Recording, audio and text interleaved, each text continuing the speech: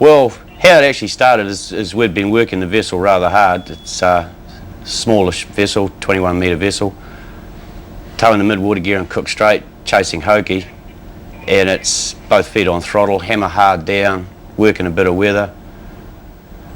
And it wasn't until we'd actually broken a weld that was in the exhaust pipe itself that it let the exhaust gas escape, which was right on a bend. And that superheated exhaust gas ejected out the side of a small hole, went through a piece of missing asbestos lining and set fire to the wooden panelling, the mahogany panelling that was inside the bridge on there. Well, there's a lot of examples, but one that I seen happen in front of my eyes was a guy coming through a bulkhead door. Now, as you know, bulkhead doors are very heavy, and the ship was pitching and rolling. It was heavy weather. He got one leg over the coaming into the other room, trying to hang on to the heavy steel door with the other hand, and the boat just lurched. The door flew out of his hand, come back, slammed on his leg, broke it. I suppose that over the years down south on the small boats, I've had 3 crew members fall over the side. Silly things. One just going to put a rope over a cray block, missed it, and over he went. Another time we had a wee cray float bouncing across the deck. The guy went to grab it, missed it, and had a fish tub and just skidded over the side. I didn't know I'd lost him. About 15 minutes later, someone called me up on the radio and says, "You're missing someone." Looking around the boat, and yeah, I have. What happened is every smoke I defrost the trio, so I turn the water on, wind the blade out, undo the scrapers and turn the blade off. And what I thought I'd done was turn the blade off, but I hadn't. And what had happened was the blade was still on, and hand was on the blade for probably a couple of seconds. I took my hand away and I realised that I'd cut my finger pads off. We were changing the trawl from mid-water to bottom trawl, and that entailed fleeting the net to one side on a Japanese vessel. We had wires coming down the deck to pull the main hook back, and I was clearing the net monitor, and the wire was buried in the net, and while I was clearing the net monitor, someone down the back pulled the lever on the winch the wrong way, and the wire popped up and hit me across that arm and across that arm there. I was out doing my usual day's work, and just towards the end of it, when we thought we were doing all right, this accident occurred where a small block broke its fastening and just twanged me in the side of the head. Yeah, right here. It was officially described as being from my right eye socket to my right ear base, and that was that part of my skull that was all fractured.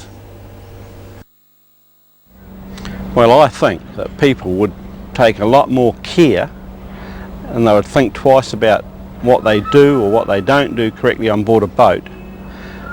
Quite frankly, if they had found more bodies floating in the water. I mean, I had exactly that experience in 1977, where I found a fellow fisherman that I knew well, my age, and he was in a small boat fishing in Tasman Bay. Boat sunk underneath him. I was one of the boats that went searching for him, and we found him, and the next day, and it's a great sobering influence, I can assure you, on your ideas towards safety at sea when you find somebody that you know well drowned.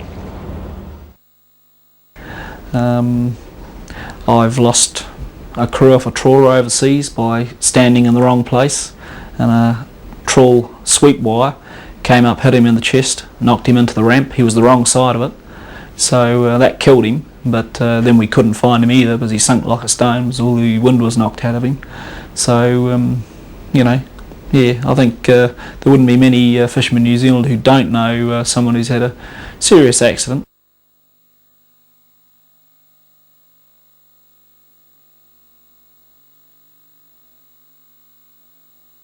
Yeah, there was a loud thud, It was all I can remember hearing at the time.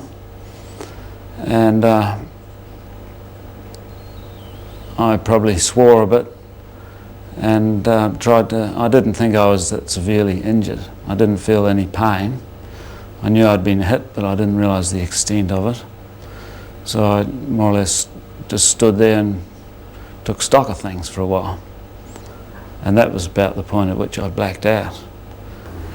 And then, I just blacked out and remember watching and waking up in the boat, and you can see that the healing process has been very successful. You wouldn't think that they were totally severed. You can see this one here was cut through the joint. That was pretty low down.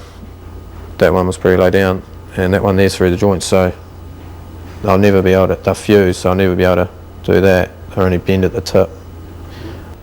But I had actually given some instructions to the other crewmen.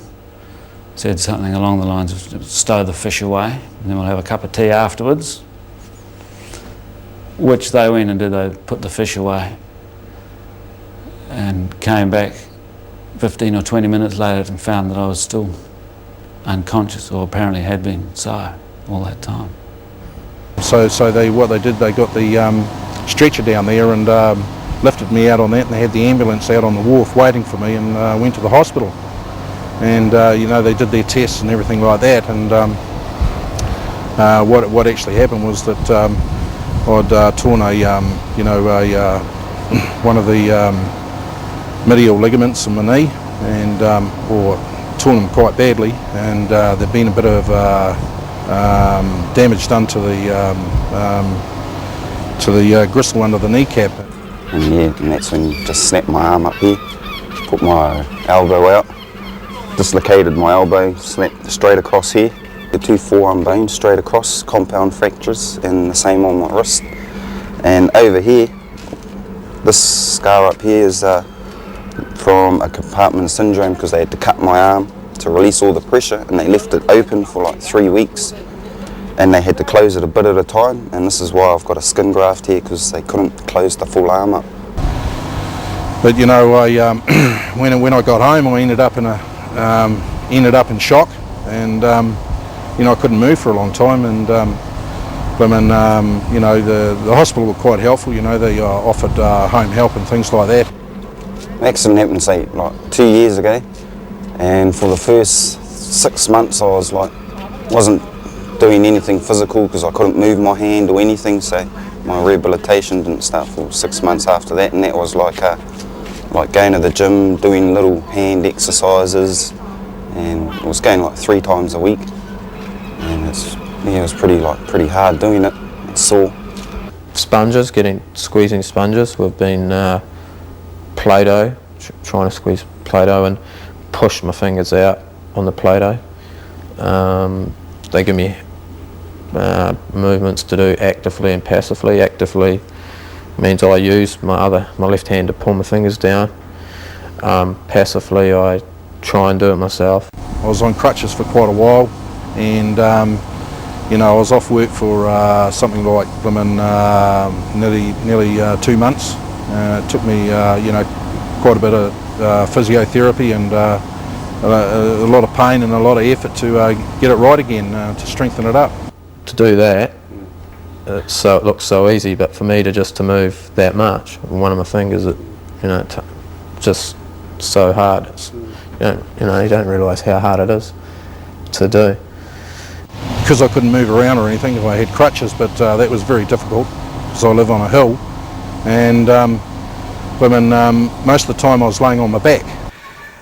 So I started panicking, and I went out to the plant to try and run up the stairs. At this stage I had a rag over my mouth so I could breathe air, and it was really bad. It was like a fog coming down the stairs, sort of like out of a horror movie, quite scary.